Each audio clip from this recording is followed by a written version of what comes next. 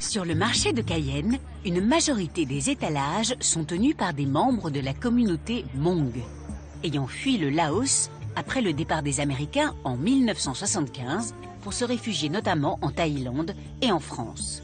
En 1977, 500 réfugiés s'établissent au village de Cacao, encore couvert par la forêt. Moi, j'ai quitté le Laos en 1975. Je marchais avec mes parents, les frères et sœurs, pendant, c'est ce que disent les parents, pendant 26 jours. Et on ne fait marcher que la nuit, pas la journée, parce que avec les communistes et les bombardements, ils tuaient tout ce qui bougeait. Je suis restée 2 ans dans les camps de réfugiés. Hein. Donc, autour de chaque camp, c'est que des barbelés. Et je me rappelle que mon camp, là où j'étais, c'est le camp numéro 9. Et au bout de 2 ans, on a quitté la Thaïlande pour venir en Guyane.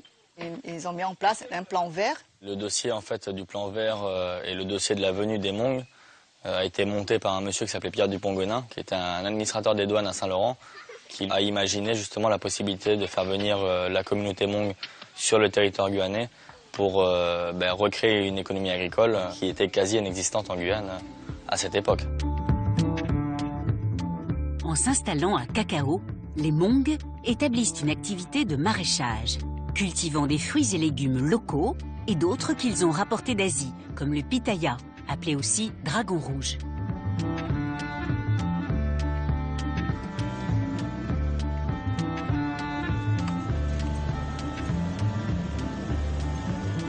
Quand les Hmong sont arrivés au tout départ sur le site de Cacao, ils ont commencé dans un premier temps à d'abord libérer des parcelles de terre, donc le déforestage. Donc ça a bien pris au moins 5 ans pour commencer à avoir des petits bouts de terre à exploiter. Donc il y avait juste un réseau de pistes forestières qui existait à l'époque. Et donc les Hmong se sont servis de ces pistes-là pour pouvoir accéder à certains lopins de forêt qu'ils ont dû mettre en valeur, quoi.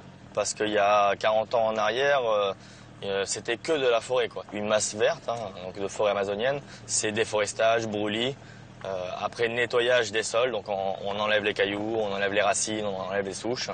Aujourd'hui, les jeunes qui reprennent un peu l'agriculture ont envie de le faire d'une manière différente.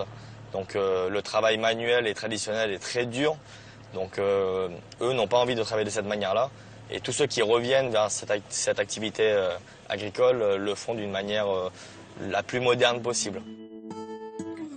Entre les plateaux montagneux du Laos et les bords de la rivière Comté en Guyane, dont les climats ne sont pas très différents, les nouveaux habitants de Cacao ont dû modifier leurs méthodes agricoles pour s'adapter à un sol et un contexte plutôt ingrat. Alors quoi de neuf? Bah écoute, ça va, ça va. Tu viens m'aider? Ouais, je passe te faire un petit tour. Oh, bah, je viens de voir vite fait, là, j'étais dans le coin, là, donc je t'ai dit un petit peu comment ça se passait. Tu aurais dû venir avec des vêtements sales comme ça, on pourrait... Je sors de la ville aussi, on peut travailler ensemble. Je suis arrivé en Guyane en 77, à l'âge de 4 ans. Et moi, j'ai regardé mes parents couper les arbres, et je voyais, et c'est très dur. Voilà, on n'a pas de bulldozer, ni pelle pour défricher, c'est tout à la hache ou un peu de tronçonneuse. Tout au départ, mes parents ils faisaient de bovins. Et après, comme il a dit, ça ne marchait pas. Et il y a beaucoup de mortalité à cause des serpents, des jaguars. Alors il a tout vendu, il a dit ça c'est pas rentable. Et il a mis des affûtiers dessus. Et comme c'était 2 pour une vingtaine d'hectares, il a dit bon on va pas faire que des affûtiers, on va faire un peu de maraîchage. L'exploitation de mes parents, eux, ils rosaient à la main. Et depuis j'ai pris l'exploitation, j'ai mis ça en irrigation manuelle, mais pas automatique, avec des machines, plus facile. Là, avec ça, j'augmente la production.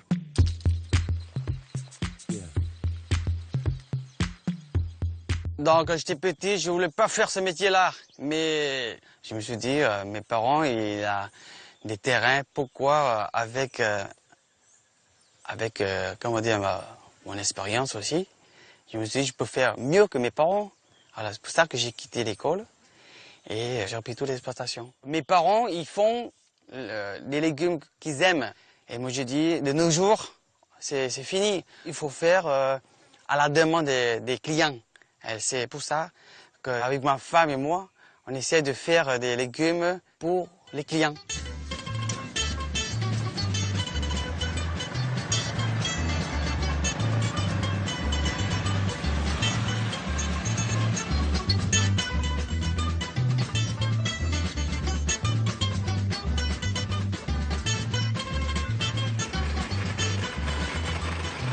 Je défriche, je brûle, après j'enlève toutes les souches qui traînent encore. Après je fais venir un mini-pelle qui fait les tranchées. Sans les tranchées, on peut rien faire parce que sinon on va avoir beaucoup de pertes, jusqu'à 75%. L'eau va s'évacuer de tous les côtés et il va suivre le drainage jusqu'à la forêt.